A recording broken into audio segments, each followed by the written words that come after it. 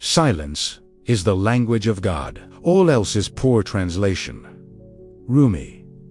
There is a kind of storm that makes no sound, yet it bends your whole day. You wake steady, then watch your focus splinter into tiny, restless motions. Nothing dramatic happens, but the inner room grows crowded, and the light in it begins to flicker. You try to think your way out, piling thoughts on thoughts, and the floor just sinks. Overthinking is common, praised even, but its cost is quiet and real. Unobserved thought becomes a river that overflows its banks and floods your attention. The mind speeds up, the body tightens, and the world feels slightly out of tune. You chase solutions, yet the chase itself scatters the signal you most need to receive. What steals your clarity is not thought itself. It is identification with thought. When you mistake passing content for who you are, neutrality disappears. The inner space where transformation happens collapses, and reaction takes the throne. Noise becomes the atmosphere, and you forget there is a sky above the weather. Here is the promise of this teaching, drawn from lived experience and old wisdom. You will see why. Excess thinking fragments your energetic field, how identity fuses to mental content, and the simple, daily ways to restore coherence. You will leave with a short practice you can use anytime to return to presence, so your energy stops reacting to noise and starts answering consciousness. Before we go on, if this resonates, like and subscribe to support this work. Comment present to set your intention, and stay to the end for a concise practice you can do today. Let's step into clarity together. Many traditions call the mind a servant that looks like a king when unattended. Useful, necessary, but risky when it seizes the center. When thought is seen as passing weather in a vast sky, it remains light. When weather is mistaken for the sky, it becomes identity, and every cloud turns into a storm. Your sensitivity is not a flaw. It is a tuning. You are not broken for feeling this. You are attuned. Thought streams rarely begin by choice.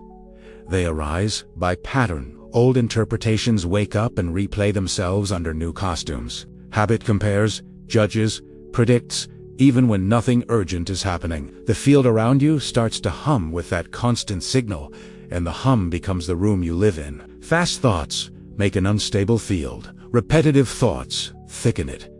Heavy thoughts fragment its structure. The field precedes words and actions and colors how both unfold. It is dynamic, responsive, and mirrors the quality of your inner state. What you repeat becomes what you radiate, and what you radiate shapes what you meet. The longer a narrative runs unobserved, the more it hardens into a subtle architecture. Then life keeps laying furniture in the same old house. This is not about eliminating thought or shaming the mind. It is about right placement. When thought is used consciously, it serves. When thought uses you, it reacts. It retrieves old data and projects it onto the present moment until perception becomes echo. The echo grows convincing because it repeats. Repetition feels true. Truth becomes whatever has been said the longest.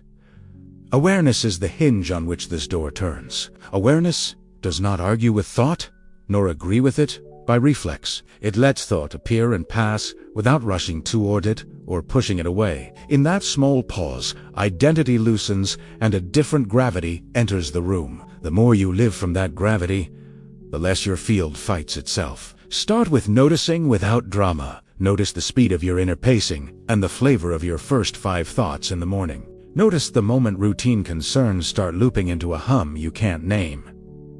Name it gently. Looping. The label is not a cage, it is a light. When you see the loop, you are already standing a step outside it. When a thought appears with urgency, feel for sensation before you believe the story. Where does the body speak when the mind accelerates? Shoulders, throat, chest, forehead. Rest, attention there for 2 slow breaths. Let the story stand unproven for 10 seconds. Often, urgency is inherited momentum, not present wisdom. What is fed grows strong. What is seen without feeding grows quiet. Write what repeats. Not every word, just the phrases that recur like radio tags. I'm behind, I'll lose it. no space. Put them on paper and look at them as artifacts, not commandments.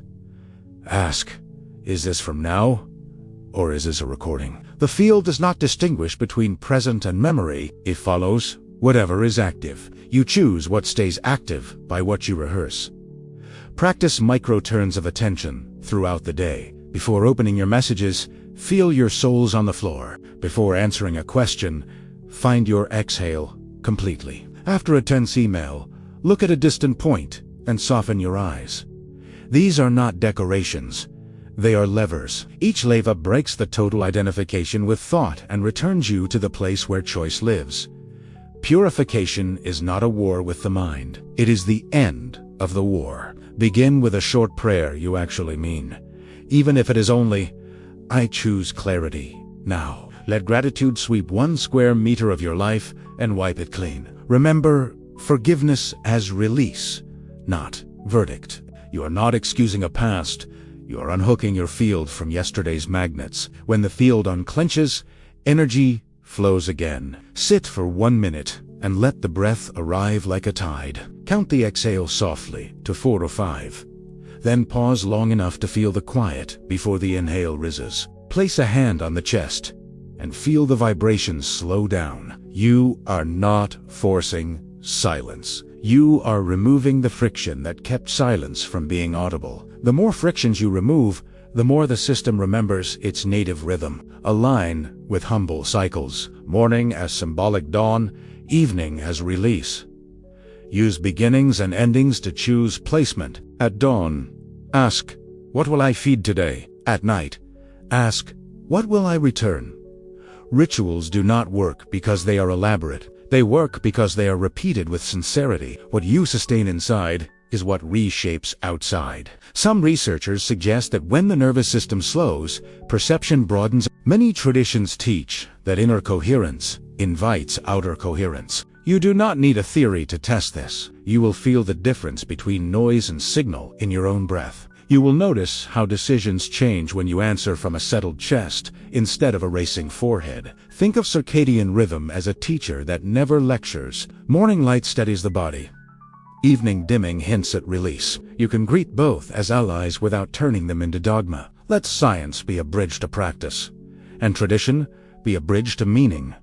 Bridges carry you. They do not require you to live on them. When you pause, the field loosens. When you observe, the story thins.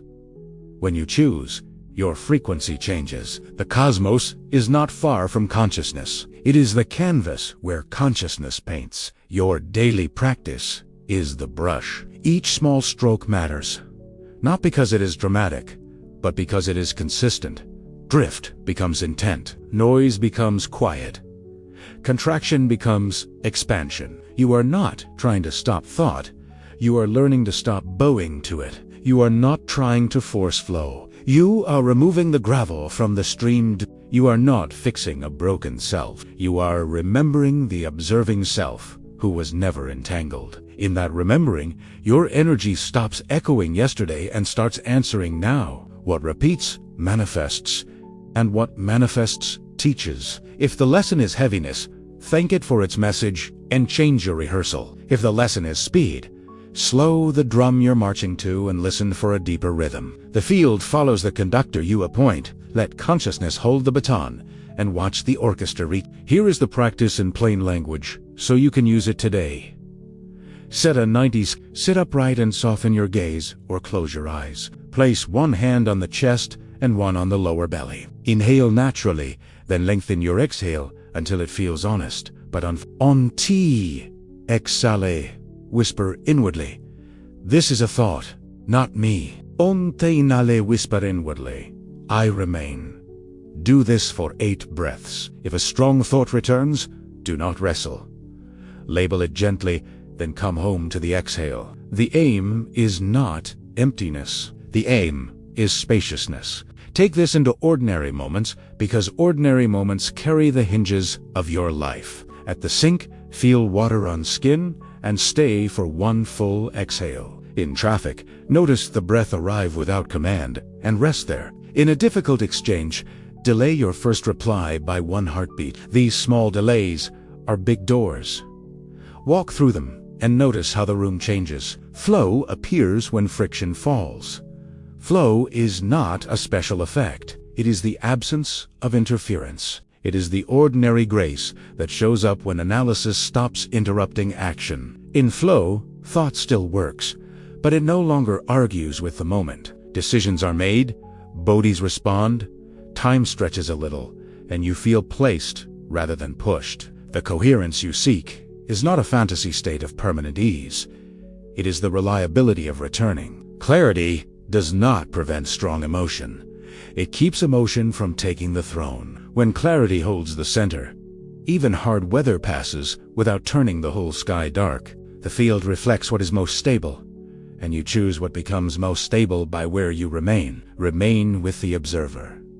The observer does not freeze life. It frees life from your old commentary. From that set, gratitude comes without performance, forgiveness without argument, presence without strain. From that seat your yes carries force and your no lands gently. The world may not change on command, but your vibration speaks a different dialect, and realities that understand it begin to answer. You will forget, and you will remember. You will ruse, and you will pause. You will rehearse an old line, and then you will hear yourself choose a new one. When the mind tries to take the whole room, open a window. When the room still feels small, step outside for 1 minute and watch the sky. The sky will remind you what space looks like. Let these anaphoras guide your day until they turn into reflex.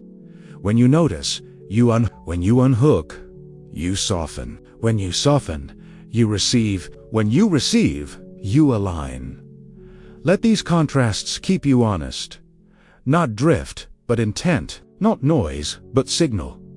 Not struggle, but surrender. Each turn returns you to the center that never moved. Now, a final activation you can try the next time your thoughts accelerate. Stand or sit tall.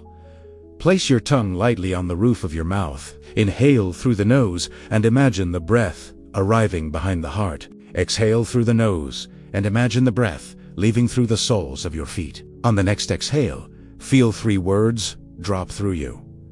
Notice, allow, release, stay with 3 cycles. Then open your eyes and let one simple action follow from the state you just created. Thank you for walking this path with me. If tis elpid comment present and share one place today where you will place your attention, then like and subscribe to keep this work reaching those who need it. When you are ready for more, watch our evening reset session next and let your field close the day clear and light.